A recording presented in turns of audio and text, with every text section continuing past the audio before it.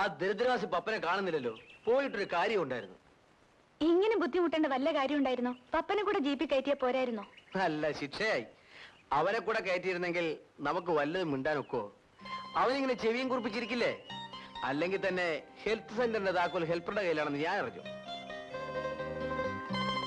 നമ്മളിവിടെ ഒന്ന് ഇങ്ങനെ സംസാരിക്കാൻ തുടങ്ങിയിട്ട് സമയം കുറെ ആയില്ലേ?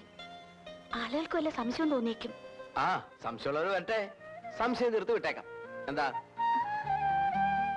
എങ്ങനെ സംശയം തീർക്കാൻ പോകുന്നു?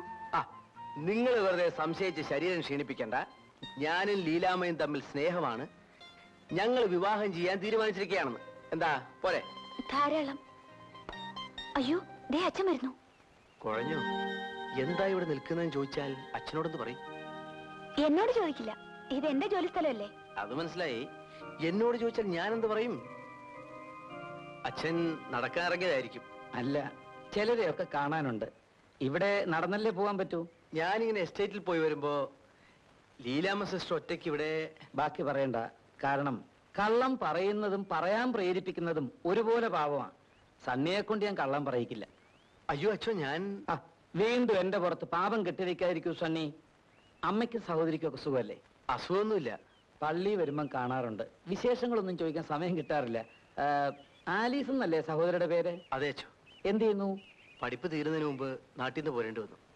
വെറുതെ നിന്ന് മുഷിയണ്ടെന്ന് കരുതി തയ്യൽ പഠിക്കാൻ പോകുന്നു. വളരെ നല്ലത്. എന്തെങ്കിലും ഒരു തൊഴിലറിഞ്ഞിരിക്കുന്നത് പലതുകൊണ്ടും നല്ലതാ. ലീലാമ്മ വിഷമിക്കണ്ട, ഞാൻ ഒന്നും ചോദിക്കില്ല. നിങ്ങൾ അനുയോജ്യരാണ്.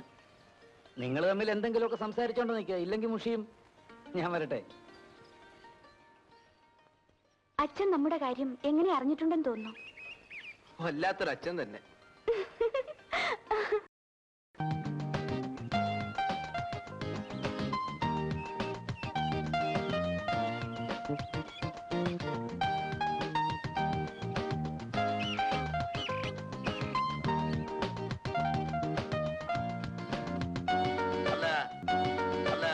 ഞങ്ങളുടെ പാർട്ടിക്കാരുടെ കാര്യത്തിൽ മുതലാളി ഒട്ടും ഭയപ്പെടേണ്ട. അത് ഞാൻ ഉറപ്പു തരുന്നു.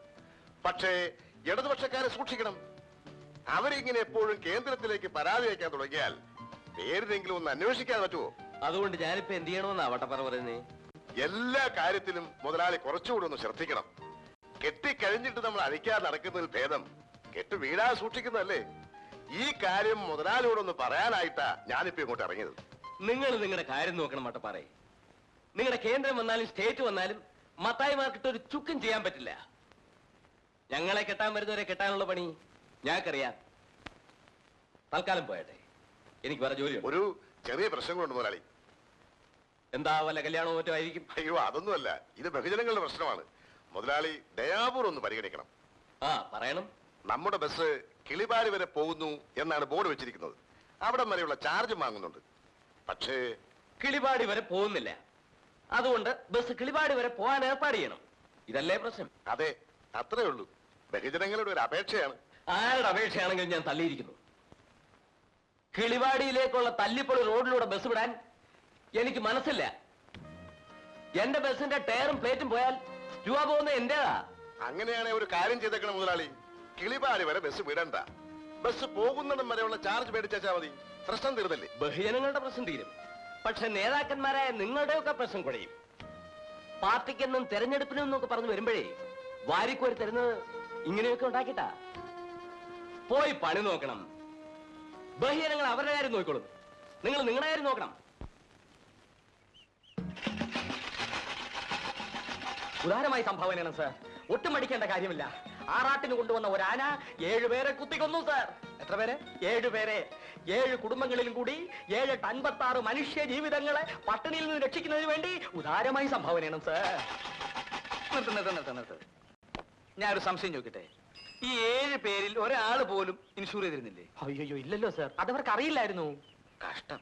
കണ്ടോ എത്ര ലക്ഷം രൂപയാണ് ആ കുടുംബങ്ങൾക്ക് നഷ്ടപ്പെട്ടെന്ന് നോക്കൂ. അപകടങ്ങൾ ഓർക്കാപ്പുറത്താണ് തല്ലി വന്നു വീഴുന്നത്. കരുതിയിരിക്കുന്നതാണ് ബുദ്ധി. അതൊക്കെ പോട്ടെ, താങ്കൾ ഇൻഷൂർ ചെയ്തിട്ടുണ്ടോ? ഇല്ലല്ലോ. എങ്കിലും ഉടനെ ചെയ്യണം. താങ്കളുടെ തൊഴിൽ വെച്ച് നോക്കുമ്പോ കയ്യും കാലും ഇൻഷൂർ ചെയ്യുന്നതാണ് നല്ലത്. കാര്യം ഇതുപോലുള്ള തൊഴിൽ കൊണ്ട് നടക്കുന്നവരുടെ കയ്യും കാലും ആളുകൾ തല്ലി ഒടിക്കും. അപ്പൊ ഇൻഷൂർ ചെയ്താൽ വീണു പോയാലും പട്ടിണി കൂടാതെ കഴിയാം. എന്തു പറയണു? എഴുതട്ടെ ഒരു പോളിസി? അല്ല വരട്ടെ വരട്ടെ. ഒന്നുമില്ല. പോയി വാ മോനെ, നമുക്ക് ഇടയ്ക്കിടയ്ക്ക് ഇങ്ങനെ കാണാം. കുറെ കാലം ഞാൻ ഇവിടെ ഉണ്ടാവും. എങ്കിൽ നമുക്കൊരു ഐക്യ മുന്നണിയായിട്ട് നീങ്ങിയാലോ? തെരഞ്ഞെടുപ്പ് വരികയല്ലേ? വേണ്ട വേണ്ട, ഒരു മുന്നണിയും വേണ്ട. പിരിവ് വേറെ, LIC വേറെ. സ്ഥലം ഇവിടെ. ഇവൻ എവിടുന്ന് വന്നടാ?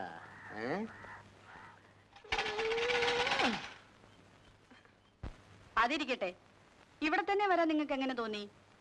ആരെങ്കിലും പറഞ്ഞയച്ചതാണോ അതോ? ആരും പറഞ്ഞയച്ചതല്ല, സ്വയം തോന്നി വന്നു, അത്രേ ഉള്ളൂ. കണ്ടോ, ഇതാണ് ദൈവനിശ്ചയം എന്ന് പറയുന്നത്. എനിക്കൊരു സഹായിയെ വേണമെന്ന് കുറെ നാളുകൊണ്ട് ഞാൻ വിചാരിക്കുന്നു. ഉടനെ ദൈവം അയച്ചെന്ന് കണ്ടോ?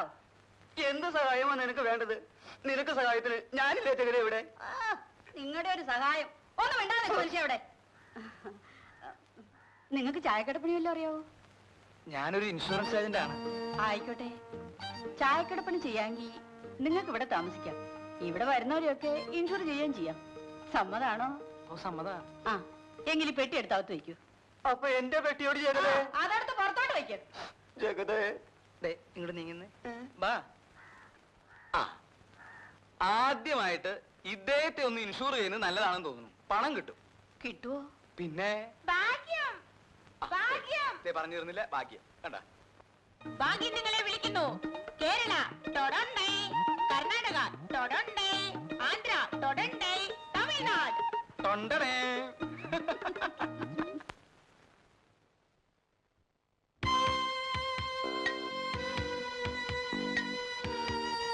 ആരാ? എന്തു വേണം? ഞാനിങ്ങോട്ട് സ്ഥലം മാറി വന്നൊരു പോലീസുകാരനാണ്. പോലീസ് സ്റ്റേഷൻ ഇവിടെ അടുത്താണോ? ഇല്ല, കുറച്ചുകൂടി പോണം. കുറച്ചുകൂടി എന്ന് പറഞ്ഞാൽ ആ വളവ് തിരിഞ്ഞാ മതി, അപ്പൊ കാണാം.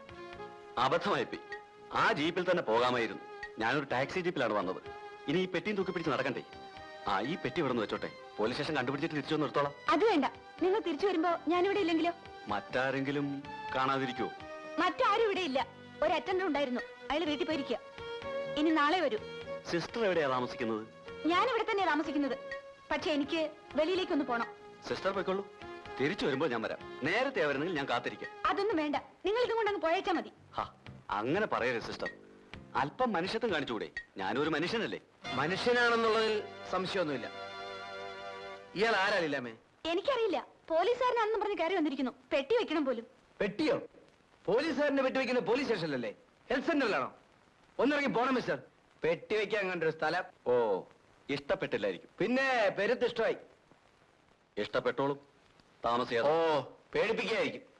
ഒന്നിറങ്ങി പോണം മിസ്റ്റർ. പോകാം, പക്ഷേ ഞാൻ ഇവിടൊക്കെ തന്നെ ഉണ്ടാവും. ഞാനും ഉണ്ടാവും. ഓ, സന്തോഷം. അപ്പൊ നമുക്ക് പിന്നെ കാണാം. കാണാം. വരട്ടെ. ഉം. ഉം. വന്ന് കേറിയില്ല, അതിനു മുമ്പേ പെട്ടി വെക്കണം. എടാ ജാണി, നീ ഇപ്പോഴും സർവീസിലുണ്ടോ? പരമാനന്ദം പിള്ളച്ചൻ ഇവിടാണെന്നുള്ള കാര്യം ഞാൻ അറിഞ്ഞില്ലല്ലോ. നിന്റെ ആ പെണ്ണുകേസൊക്കെ എന്താ? സസ്പെൻഷൻ എപ്പോ തീർന്നു? പെണ്ണ് കേസ് തീർന്നു, സസ്പെൻഷൻ പീരീഡും കഴിഞ്ഞു. സസ്പെൻഷൻ കാലത്തെ ശമ്പളവും കിട്ടി. അയ്യോടാ, അതെങ്ങനെ? രൂപ വാരി എറിഞ്ഞാൽ ഈ രാജ്യത്ത് നടക്കാത്ത എന്തെങ്കിലും ഉണ്ടോ ചേട്ടാ? അതിരിക്കട്ടെ, പരമാനന്ദം പിള്ളച്ചൻ ഇവിടെ വന്നിട്ട് എന്തുണ്ടാക്കി? ഒരു കൊല്ലം ഇവിടെ ജോലി നോക്കിയാൽ കോടീശ്വരനായിട്ട് മടങ്ങി പോകാമെന്നാണല്ലോ നാട്ടിൽ